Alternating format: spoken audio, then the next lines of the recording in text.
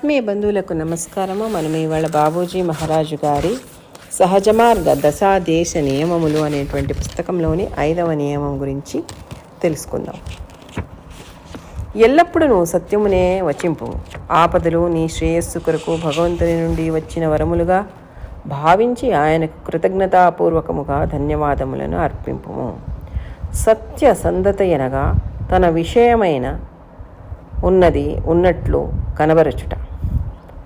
ఈ స్థితి యందున్న మనుష్యుడు అప్రయత్నంగానే జోహై సోహై, ఏది కలదో అదియే ఉన్నది అను. ఈ స్థితిని వర్ణించుటకు మాటలు చాలవు. నిజముగా ఇది ఏ సత్యస్థితి. ఇది ఒక స్థితి అని పలుకుట దాని నిజస్వభావమును కళంకపరచుటయే. అందుచే దానిని స్థితి అనుటయో సమంజసము కాదు. ఇది నిజముగా ప్రళయ సమయమున సర్వశక్తులను లయించి కేవల సత్తా మాత్రముగా నిలిచి ఉండడి బిందువు. అప్పుడు మిగిలి ఉండునది కేవలము సత్పదార్థము మాత్రమే. నాచే ప్రయోగింపబడిన సత్య శబ్దము దాని నిజస్వరూపమును విశదీకరింపదు.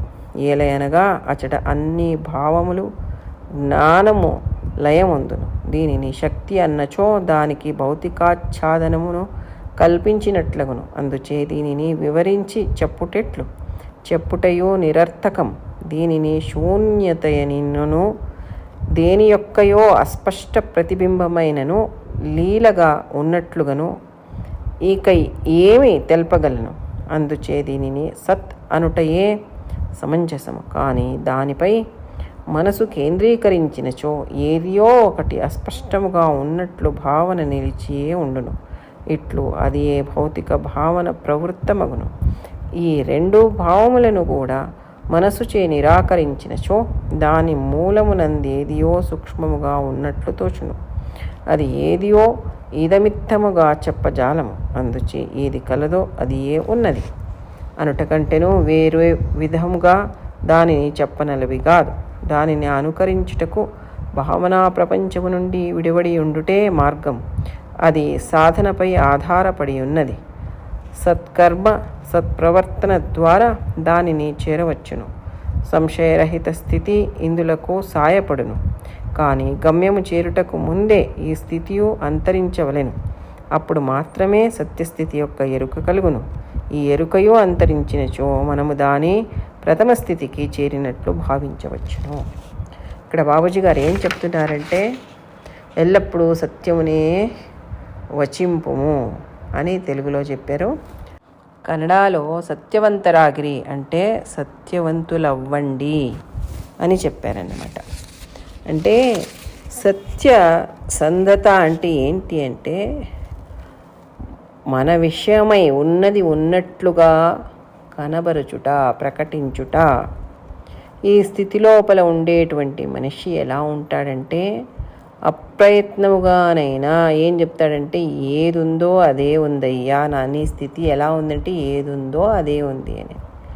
ఆ స్థితిని వర్ణించేదానికి మాటలు చాలావు అని చెప్తారు బాబూజీ గారు. నిజంగా ఇది ఏ సత్యస్థితి అని.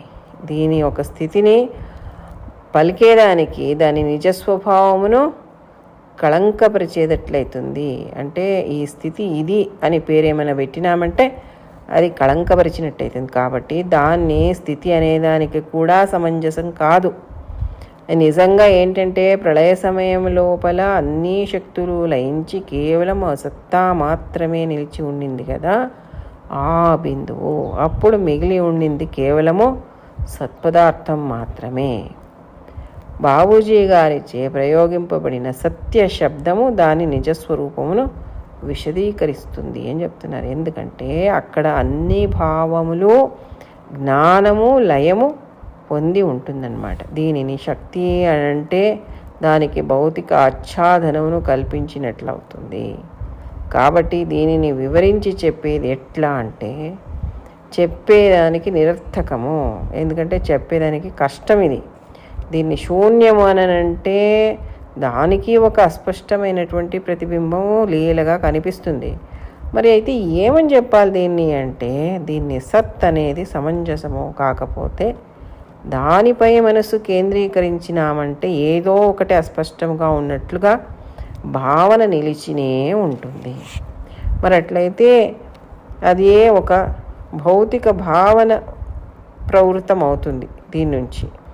కాబట్టి ఈ రెండు భావాలను కూడా మనస్సులో తీసేసి దాని మూలములో ఏముందో సూక్ష్మంగా ఉన్నట్లు తోస్తుందన్నమాట. అది ఏది అంటే బాబూజీ గారు చెప్పినట్ల ఏది కలదో అదే ఉన్నది అనేటువంటి స్థితి.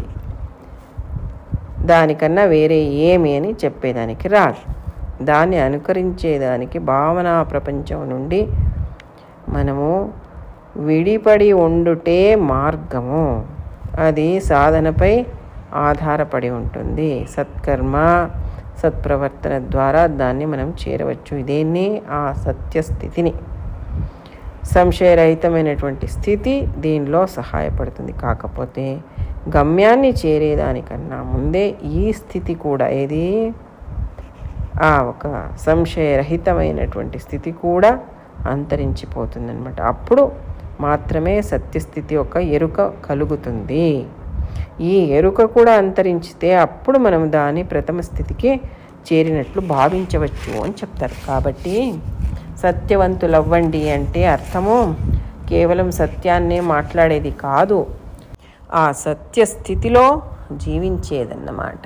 ఈ విషయం గురించి నేను రాఘవేంద్రరావు గారి దగ్గరికి వెళ్ళినప్పుడు, అయ్యగారి దగ్గరికి వెళ్ళినప్పుడు ఆయనని నేను ఒక ప్రశ్న వేశానన్నమాట. భగవంతుని సాక్షాత్కారం పొందిన వాళ్ళు ఏ రకంగా ఉంటారు, ఏదన్నా వాళ్ళకి గుర్తులు చిహ్నాలు ఉంటాయో వాళ్ళని చూసి కనుక్కొనేదానికి అని అడిగాను అనమాట. అప్పుడు ఆయన అన్నారు అలాంటివి ఏమీ ఉండదు అని అన్నారు.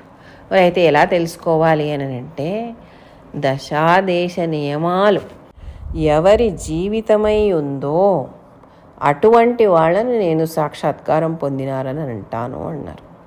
దానికి ప్రత్యక్షమైనటువంటి ఉదాహరణ మన బాబూజీ మహారాజు గారి. ఆయన్ని చూస్తే దశాదేశ నియమాల్ని చూడక్కర్లేదు, చదవక్కర్లేదు. ఆయన సాక్షాత్తు మూర్తి భవించినారన్నమాట దశాదేశ నియమాలు. అలాంటి ఒక స్థితి ఆయనది. అప్పుడు రాఘవేంద్రరావు గారి దగ్గరికి ఎవరో ఒకళ్ళు వచ్చారంట. సాక్షాత్కారం పొందాలంటే ఏమండి చెయ్యాలి అంటే, ఏం చేస్తావయ్యా, సత్యవంతులు అవ్వండి అంతే అని అన్నారు. అరే అంతేనా, అదెంత మహా పెద్ద కష్టమైండేదండి సత్యవంతులు అయ్యేది, అది అయిన తర్వాత ఇంకా ముందేం చేయాలో చెప్పండి అంటే, అంతే అది చేస్తే అయిపోయింది చాలు, ఇంకేం అక్కర్లేదు, భగవంతుడు సాక్షాత్కారం అయిపోయినట్టే అని అన్నారు. అప్పుడు ఆయన అంతేనా, నేను ఇంకా ఏమో చాలా కష్టమైందేమో అనుకున్నాను అనేసి వెళ్ళిపోయాడంట అని చెప్పి రాఘవేంద్రరావు గారు నవ్వుకుంటూ చెప్పారు. అప్పుడు రాఘవేంద్రరావు గారి ఒక మార్గదర్శనం ఎలాంటిది అంటే, ఆయన మొదటికి ఒక విత్తనం విత్తుతారు, తర్వాత ఆయన ప్రాణశక్తితో దానికి నీళ్లు పోస్తారు, దాన్ని పెంచుతారు, మొలకెత్తుతుంది, అది పెరుగుతుంది, మళ్ళీ ఆ స్థితి ప్రకటమవుతుంది. అలాగే ఆ స్థితి యొక్క విత్తనాన్ని విత్తారనమాట నాకు. అప్పుడు అది ఏమైంది, నాకేమనిపించిందంటే, సత్యవంతులు అవ్వండి అంటే మనం సత్యం మాట్లాడాలి, నిజం మాట్లాడాలి, ఏముంటుందో దాన్ని మాట్లాడాలి కదా. సత్యవంతులు అంటే వాళ్ళే కదా. మరి అలా మాట్లాడేసేస్తే అయిపోయింది, భగవంతుడి సాక్షాత్కారం కలుగుతుంది అని అయ్యగారు చెప్తున్నారే.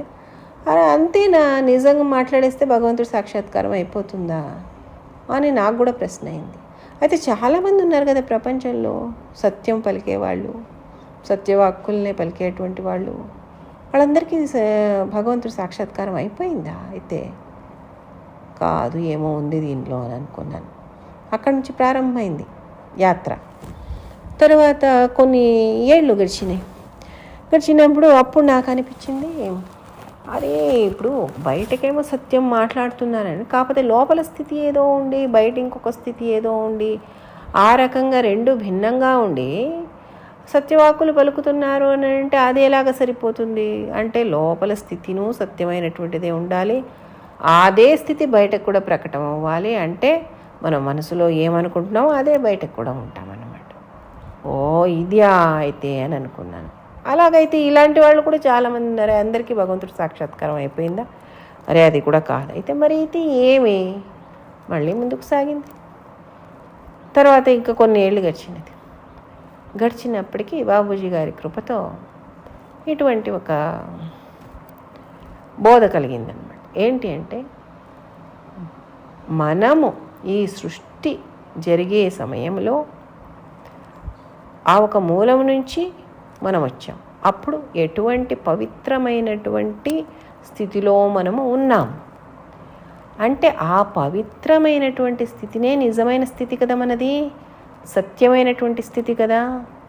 ఆ స్థితిలో ఎప్పుడైతే మనం ఉండగలుగుతామో అప్పుడు సత్యవంతులైనట్ట మనము అనేటువంటి ఒక జ్ఞానపు వెలుతురనండి, లేదా ఆ ఒక స్థితి యొక్క ఎరుకనండి, ఏదనండి అలాగా తెలిసొచ్చిందన్నమాట. అంటే మనం సత్యవంతులు అవ్వాలి అంటే అర్థం ఏంటి? మనం ఆ మూల స్థితిలో మనము ఉండగలగాలి. మన మొదటి స్థితి ఏదుందో పవిత్రమైనటువంటిది, ఏ ఒక్క ఆవరణము లేనటువంటిది, ఏ సంస్కారము లేకుండా సంస్కార రాహిత్యమైనటువంటి స్థితి. ఆ స్థితిలో గనక మనము జీవిస్తే అది సత్యవంతులైనటువంటి జీవితము. ఎప్పుడైతే ఆ స్థితిలో మనిషి ఉన్నాడో అప్పుడు అతని అంతరంగము బహిరంగము ఒకటే. అప్పుడు అతను ఆడే మాటలన్నీ సత్యవాక్కులే. ఈ ఒక ఆలోచన స్ఫురించిన తర్వాత నాకు అప్పుడు అరే ఇదా సత్యవంతులు అవ్వండి అని అర్థమైందనమాట. కాబట్టి మిత్రులారా, సత్యాన్ని పలకండి అంటే నిజం పలికేస్తున్నానని అనుకోవడం కానీ, లోపలొకటి బయటొకటి పెట్టుకొని ఇంకొక మాట మాట్లాడడం కానీ కాదు. ఆ మూల స్థితికి మనం చేరుకోవాల్సిందేది అనేది బాబూజీ గారు వాళ్ళు చెప్పారు మనకి.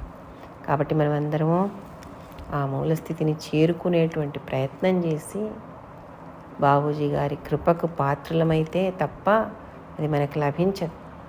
కాబట్టి అతని పట్ల భక్తి, శ్రద్ధ, విశ్వాసంతో మన సాధన చేస్తూ పోయినామంటే తప్పకుండా అతను మనల్ని ఆ స్థితికి తీసుకెళ్తాడనమాట. ఇంతటితో ఈ సత్సంగాన్ని ముగిద్దాము.